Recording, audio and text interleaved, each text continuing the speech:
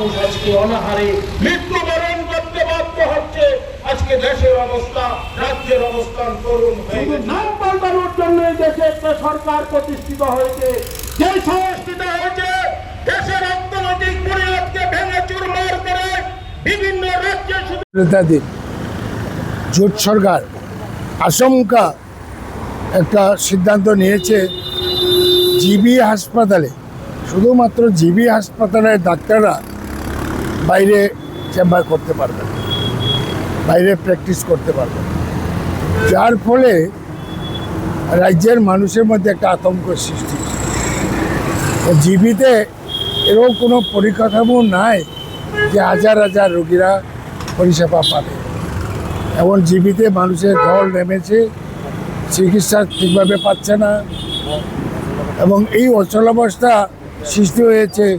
তার জন্য আমরা গভর্নমেন্টের এই সিদ্ধান্তটা অবাস্তব মনে করি, এবং আমরা এই ধর্নায় বসেছি সরকারের নজরে নেওয়ার জন্য, এবং মুখ্যমন্ত্রী মহোদয়কে আমরা অনুরোধ করি পুনর্বিবেচনা করার জন্য, বাস্তব দৃষ্টিভঙ্গি দিয়ে এইমস ক্যাটাগরি জিবি করবে।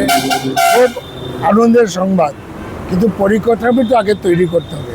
ফ্যাকাল্টি কোথায় এবং টেকনিশিয়ান কোথায়, আগে এগুলো করেই যাতে কোনো সিদ্ধান্ত নেয়।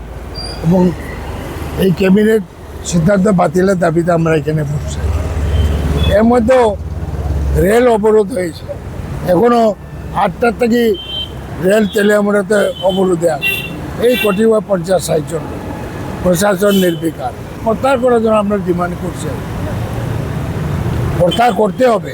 জনমতের ফলে মানুষ এটা বিরক্ত, খুব বিরক্ত। শোনো শোনো ভোজন রসিক, শোনো মন দিয়া, ঝাঁঝের স্বাদে রান্না করো লং তরাই দিয়া। ইলিশ সর্ষে পোস্ত বাটা যেমন ইচ্ছে নাও, মালাই চিংড়ি মাংস কষা চেটে পুটে খাও, আহা চেটে পুটে খাও, আহা চেটে পুটে খাও। লং তরাই কাচ্চি ঘানির সর্ষে তেলে টেস্ট, যে খাবে সেই বলবে লং তরাই বেশ। লং তরাই সর্ষের তেল, ঝাঁঝে স্বাদে তোমাকে চাই। আহা লং তরাই বেশ, আহা লং তরাই বেশ।